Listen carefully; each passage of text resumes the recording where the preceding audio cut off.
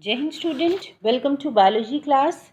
Now student, we have already discussed chemiosmotic hypothesis in which we have seen how the ATP is generated due to the proton gradients which is developed across the thylakoid membrane. अब इस proton gradient हमने पूरा process पढ़ा, किस तरह proton gradient develop होता है और किस तरह एटीपी का सिंथेसिस होता है. नाउ लेट्स सी कि इसकी इंपॉर्टेंस क्या है. प्रोटॉन ग्रेडियंट जो है उसकी क्या इंपॉर्टेंस है, व्हाई इट इज़ नेसेसरी और क्यों वो डेवलप होता है. तो प्रोटॉन ग्रेडियंट जो है it is important in this process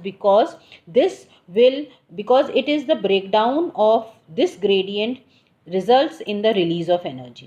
Because breakdown of this proton gradient, when this proton gradient will break, it will result in the release of energy, and this gradient is broken down due to the movement of proton across the membrane via transmembrane channel of F0 of ATPase. ना हमने बताया था ATP synthase जो enzyme है जिसको हम coupling factor भी बोलते हैं, it has two parts, F0 and F1 part. F0 part जो होता है that is embedded in F0 part जो है that is embedded in the thylakoid membrane, और F1 पार्ट होता है दैट प्रोट्यूड्स, वो बाहर स्ट्रोमा की तरफ फेस करता है. तो जब एनर्जी ग्रेडियंट जो है वो ब्रेक होता है, वो ब्रेक कब होता है, जब प्रोटॉन्स जो हैं ल्यूमेन से स्ट्रोमा की तरफ मूव करना शुरू करते हैं. और ये मूव कैसे करते हैं, through this CF only. Coupling factor जो है ये एक चैनल की तरह काम करता है. जो F0 पार्ट है ये एक चैनल की तरह काम करता है और यहाँ से जो है प्रोटॉन्स जो हैं वो मूव करते हैं. ओके और मूव जब वो करते हैं तो जो है energy is released and that energy is used for the synthesis of ATP. So that's why it is very important to establish the proton gradient, क्योंकि जब तक हम proton gradient या proton difference स्टैब्लिश नहीं करेंगे दोनों मेम्ब्रेन्स की तरफ, जब तक क्या होगा, प्रोटॉन का मूवमेंट नहीं होगा. और प्रोटॉन का मूवमेंट नहीं होगा तो एनर्जी नहीं लिबरेट होगी, और अगर एनर्जी नहीं मिलेगी तो एटीपी का सिंथेसिस नहीं होगा. Because ATP synthesis is a endothermic process जिसमें एनर्जी की ज़रूरत पड़ती है, और ये प्रोटॉन ग्रेडियंट जब ब्रेक होता है तो ये एक एनर्जी के फॉर्म में रिलीज़ होता है. Okay, so this is the importance of proton gradient. Now where are the ATP and NADPH used? ATP और NADPH कहाँ यूज़ होते हैं इसके बारे में बात करते हैं. Now we are aware of the product of light reaction. Light reaction के प्रोडक्ट्स के बारे में हम जानते हैं, that is your ATP, NADP and oxygen.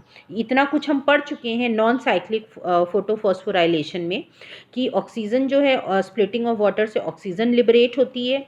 Okay then ATP भी बनता है और NADPH भी बनता है, जो कि ATP और NADPH है वो एसिमिलेटरी पावर की तरह यूज़ होता है for the synthesis of food.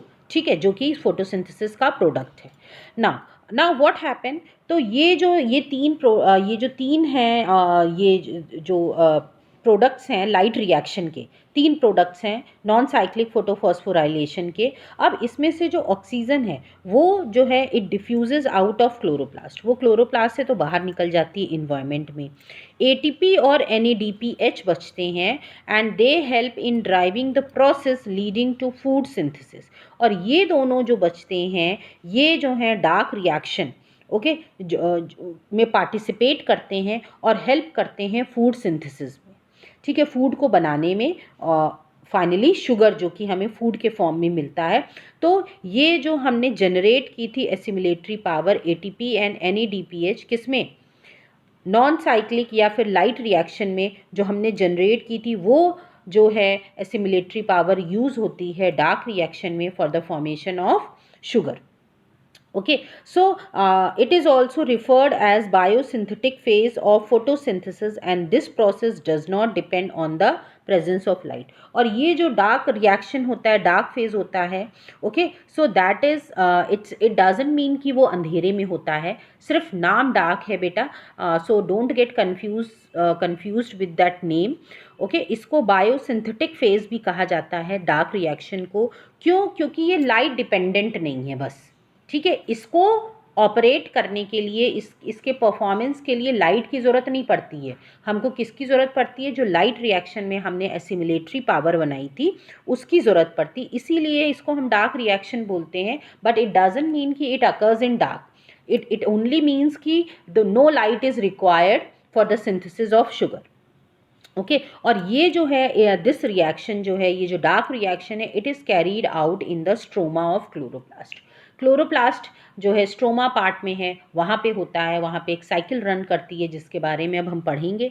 Dark reaction में ही वो आता है and that is your Calvin cycle.